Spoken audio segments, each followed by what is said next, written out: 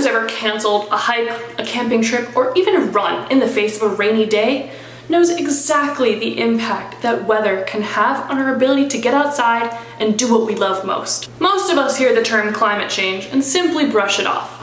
What does the polar bear in the Arctic have to do with me? When in reality, climate affects every single one of us, and especially those of us that are outdoor athletes. Let's find out why.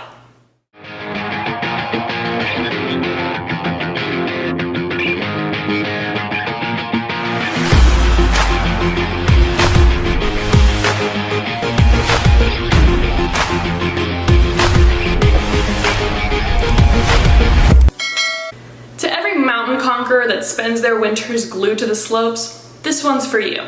Snow seasons are shrinking, and the ski industry is seeing less and less days during peak season. A number of areas where snow reliably falls is expected to shrink as the climate warms.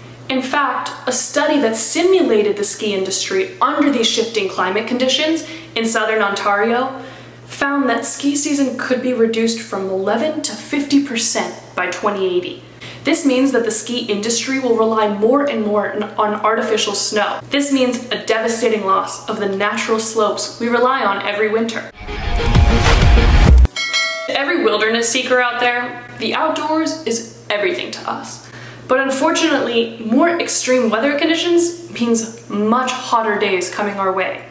Hiking, running, cycling, you name it, in 100-degree plus weather is going to become very difficult. Never mind, not necessarily safe. Likewise, the increase in this extreme temperature, coupled with drought, signals to a higher number of forest fires every year.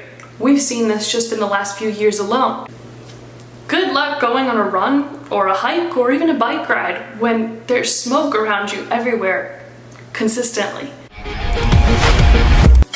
And finally, one of the most devastating impacts will be felt by those of us who grew up thinking that we were mermaids. Impending climate change means that in many areas the water table will be too low to raft, kayak, canoe, and do the things that we love most. Places, in fact, might be too damaged by storms, hurricanes, to even participate in these activities to begin with. Beyond this, rising CO2 levels and the toxic chemicals we pour into the ocean are changing the chemistry of our ocean. And barrier reefs, coral reefs, are dying at unprecedented rates, meaning that the rate of these exotic fish are dying far and wide. Snorkelers, scuba divers, avid vacationers to the Caribbean, what is there left to see when everything's dead? Beyond this, for every surfer that lives for those waves, coral reefs are the principal foundation of how waves are formed. When there's no more coral reefs, good luck surfing on a flat ocean. We can't even begin to measure the impact that all these climate changes will have on the tourism industry. As barrier reefs die, national parks shrink, and oceans erode, what will be left? To be completely frank, the outlook is grim, and the future is fast approaching. So what can we do? Many of these extreme weather conditions feel incredibly overwhelming, and we often ask ourselves, is there anything that we can really do? We know that climate change is an issue, and many people will be quick to agree, but they think it's someone else's problem to fix. The truth is, it's all of our problems. If we want to protect our morning bike rides, evening runs, family beach vacations, and that of our children as well, then we have to take climate change personally, and we have to acknowledge that each of us has a role to play in saving our future.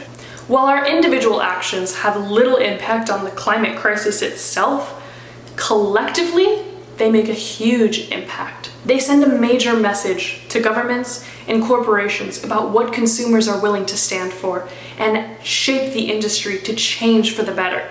It is imperative that we are determined to lead, educate, innovate, and move towards a better tomorrow. With this belief in mind, we created Wild Habitat. Our goal was to set a forward-thinking example and to bring athletes of all kinds together to protect what they love most. By introducing consumers to brands that put the environment before profit, we can create a ripple of change in the industry together. From skateboards made out of bamboo to activewear made out of recycled water bottles and fish nets, we wanted to give consumers the opportunity to support brands that put the environment before profit, and that collectively we can create a ripple of change to save our wild habitat.